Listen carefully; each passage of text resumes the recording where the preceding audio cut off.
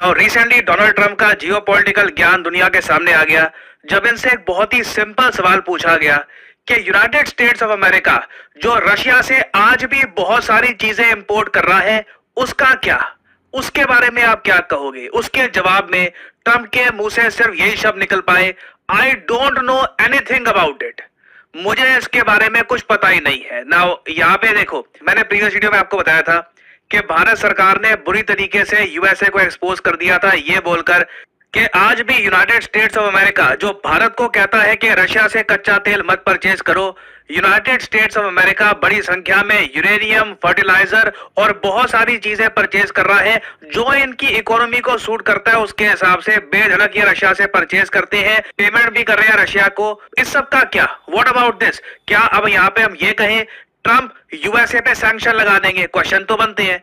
तो रिसेंटली भारत की एक रिपोर्टर ने यह सवाल डोनाल्ड ट्रंप से पूछा और उसके बाद यह दृश्य सामने आया। India says that the US imports Russian uranium, chemicals, fertilizers while criticizing their energy imports. Your response to that, sir? I don't know anything about it. I'd have to check, but we'll get back to you on that. Yeah, please.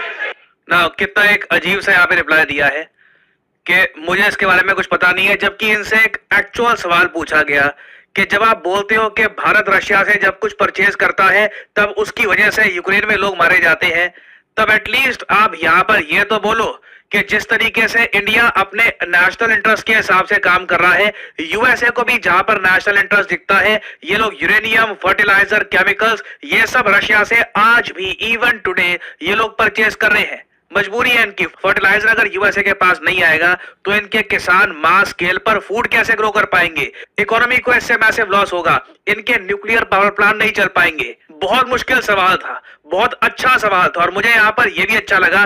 देखो, मुझे थोड़ा ये बोलना पड़ेगा, कई Indian reporters हैं जो US में जाते हैं, उनकी एक्सेंट काफी देसी होती है तो अमेरिकन को इतनी समझ नहीं आती। यहाँ पे जो रिपोर्टर भी थी, she had a good accent, properly उनसे सवाल पूछा ट्रम्प से। ट्रम्प ये भी नहीं बोल पाए है कुछ सुनाई नहीं दे रहा मुझे, नहीं तो ट्रम्प के पास वो भी एक ऑप्शन होती है। इससे पहले आपने देखा होगा काफी बार जब मुश्किल सवाल आता है तो एक्टिंग करते हैं कि इनको सुनाई नहीं दिया, बट यहाँ पे प्रॉपर प्रिसाइज सवाल पूछा गया सीधा डायरेक्टली और ट्रम्प के पास एक ही जवाब था कि मेरे पास इसकी जानकारी नहीं है। नाउ क्या ये बात सच है? ऑब्वियसली नहीं। ये बात यूएसए में कई महीनों से डिस्कस की जा रही है। अमेरिकन खुद आपस में बात करते हैं कि ये हिपोक्रेसी नहीं है हमारी कि हम रशिया से फर्टिलाइजर परचेज कर रहे हैं और साथ ही साथ बाकी देशों को कह रहे हैं कि रशिया से ऑयल परचेज मत करो।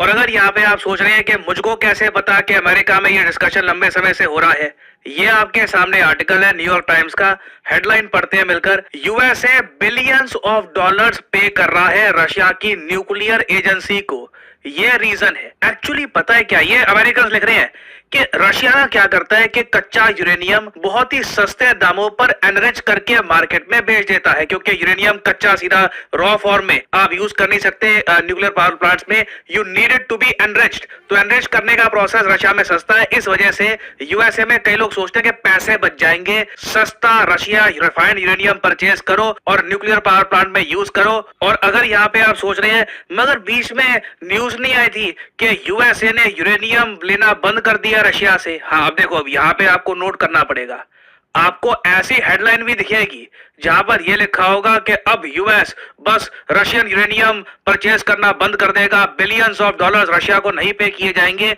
मगर एक अंग्रेजी में ना कहावत है बहुत ही सुंदर, रीड बिटवीन द लाइन्स, अच्छे से आर्टिकल पढ़ो, जानकारी वहां पे मिलती है, हेडलाइन काफी नहीं होती। थोड़ा सा स्क्रॉल करोगे ना अगर, तो जो यूएसए की चालाकी है यहाँ पे ये आपको दिख जाएगी। बैन जो लगाना था वो तो मिड अगस्त में लग गया, मगर उसमें ना एक वेवर का प्रावधान है कि अगर मान लो न्यूक्लियर रिएक्टर को जरूरत पड़ ही रही है, यूरेनियम इनको चाहिए ही, तो उस केस में हम इंपोर्ट कंटिन्यू कर सकते हैं 2028 के लिए। तो काहे का बैन लगाया जब वेवर है। और अभी भी इंडिया ने ओपनली बोला है कि दुनिया भर की चीजें, फर्टिलाइजर, एनर्जी, फ्यूल वगैरह सब कुछ यूएस परचेज कर रहा है रशिया से। I mean, how does any of this make sense? अगर सारा तर्क यही है कि यूक्रेन में लोगों की जान जाती है कि अगर हम रशिया से कुछ परचेज कर लेते हैं, तो what is happening over here? और अगर घूम फिर के बाद यहाँ पे आती है यूक्रेन की कि देखिए यूक्रेन के लोग नहीं मरने चाहिए, यूक्रेन को कुछ नहीं होना चाहिए, तो यूक्रेन के जो प्रेसिडेंट है ज़ेलेंस्की, इन्होंने रिसेंटली एक ट्वीट में ये बताया कि आज के समय रशिया में ना मर्सनरीज पहुंच चुके हैं पाकिस्तान, चाइना के। मर्सनरी में आपको बताता हूं क्या होता है, एक ऐसा सोल्जर जो सिर्फ पैसे के लिए लड़ता है, उसकी कोई आइडियोलॉजी नहीं होती, कोई उसको मतलब नहीं होता कि जिसके लिए वो लड़ रहा है वो लोग अच्छे हैं बुरे हैं, क्या उनका झंडा है, पैसा दो वो लड़ना शुरू कर देगा। रशिया ने बताया जा रहा है ज़ेलेंस्की द्वारा, ये ज़ेलेंस्की का आरोप है कि मर्सनरीज परचेज करने शुरू कर दिए हैं, इनको पेमेंट देनी शुरू कर दी है। ये मर्सनरीज चाइना से और पाकिस्तान से आ रहे हैं, और पाकिस्तान में तो देखिए बहुत सारे मर्सनरीज हैं, वहां पे तो ग्रुप बना रखे हैं, बिल्कुल सरकार मिलिट्री से अलग हटके काम करते हैं। ज्यादातर ऐसे जो ग्रुप्स हैं इंडिया के अगेंस्ट आतंकवाद करते हैं, कल को इनको पैसा कोई भी दे दे, मिलियंस ऑफ डॉलर्स दे दे, कहीं पे भी लड़ने को तैयार हो जाएंगे ये लोग। ज़ेलेंस्की कह रहे हैं कि पाकिस्तान के मर्सनरीज आज के समय लड़ रहे हैं रशिया के लिए। क्या पाकिस्तान के अगेंस्ट ट्रंप कुछ कमेंट करेंगे? मोस्ट प्रोबेबली नहीं, क्योंकि ये सारी गेम में यूक्रेन को बस एक बहाना बनाकर भारत को टारगेट किया जा रहा है। मेन इशू यूक्रेन का है ही नहीं, मेन इशू ये है कि इंडिया की एग्रीकल्चर मार्केट ओपन की जाए, भारत में जो यूएसए के एक्सपोर्ट्स हैं ये आसानी से आ पाए। और साथ ही साथ ट्रंप को एक उम्मीद ये है कि व्लादिमीर पुतिन, जो आज के समय ट्रंप की बिल्कुल नहीं सुन रहे, भारत कुछ पुतिन से बात करे ताकि पुतिन टेबल पे आए और बातचीत शुरू हो। कुछ लोग यूएसए में, अगेन जो यूएसए का पॉइंट ऑफ व्यू है ये मैं आपके साथ शेयर कर रहा हूं। अमेरिका में कई लोग ये मान के चल रहे हैं, कई जियोपॉलिटिकल एनालिस्ट ये एनालिसिस कर रहे हैं कि अजीत डोवाल साहब जो गए हैं ना व्लादिमीर पुतिन से मिलने के लिए रशिया में, या फिर रशियन गवर्नमेंट के बाकी ऑफिशियल से मिलने के लिए जो गए हैं, उसमें ये बात भी रखी जाएगी कि ट्रंप को इतना इग्नोर मत करिए, ट्रंप जो कह रहे हैं वो भी सुन लीजिए, नहीं तो बिना बात पे बीपी उनका हाई होता रहेगा, काफी ट्विटर पे पोस्ट करते रहेंगे।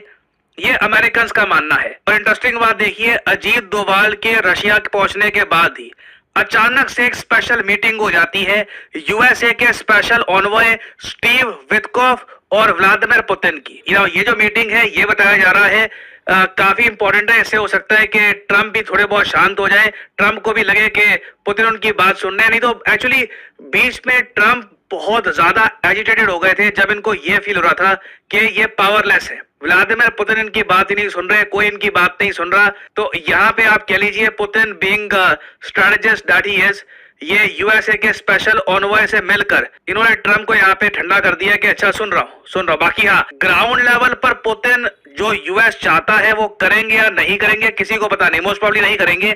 बट ये इस मीटिंग से ना थोड़ी जो अब आज के समय ट्रंप का गुस्सा है जो ये रशिया और इंडिया पे निकल रहा है, ये थोड़ा बहुत शांत हो जाएगा। और अगर यहाँ पे आप सोच रहे हैं कि क्या पॉसिबिलिटी है कि ट्रंप अब बाकी जो ब्रिक्स कंट्रीज हैं या फिर जो रशिया से ऑयल परचेज कर रहे हैं उन पे 100% टैरिफ लगा देंगे, जो ये कह रहे थे एडिशनल टैरिफ लगा दूंगा, उसका क्या हुआ? देखो वहां पर भी ट्रंप ने यू टर्न मारा है। एक रिपोर्टर ने इनसे ये पूछा कि क्या आप 100% टैरिफ लगाओगे रशिया के ट्रेडिंग पार्टनर्स पे? उस पर ट्रंप ने बोला मैंने कभी परसेंटेज की बात नहीं करी, जबकि करी है, लिटरली करी है। I can show you clips, दिखा चुका हूं आप लोग। It's just so funny. So again, Trump ये सारी बातें कर चुके हैं, मगर ये यहाँ पर कह रहे हैं कि नहीं मैंने कुछ यहाँ पे परसेंटेज की बात नहीं करी। तो मोस्ट प्रोबेबली ये कल रात को 2 बजे, भारत में जब रात के 2 बज रहे होंगे, ट्रंप बड़ी अनाउंसमेंट करने वाले हैं रशिया से रिलेटेड। हो सकता है इंडिया से रिलेटेड भी यहाँ पे अनाउंसमेंट करे कि ये भारत पे एडिशनल टैरिफ लगाएंगे या नहीं लगाएंगे, कितने % लगाएंगे, क्या होगा। It will be very interesting to see. मैं आपको ये बता दूं, मैं तो रात को नहीं सोने वाला।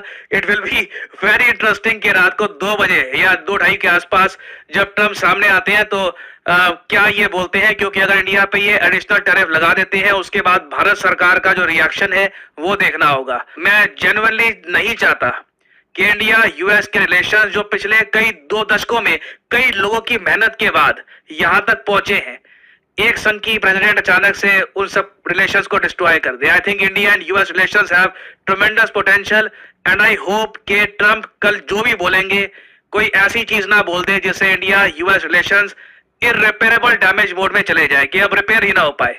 तो कुछ अपडेट्स आती है इसके रिगार्डिंग मैं आपके लिए अपडेटेड वीडियोस लाता रहूंगा।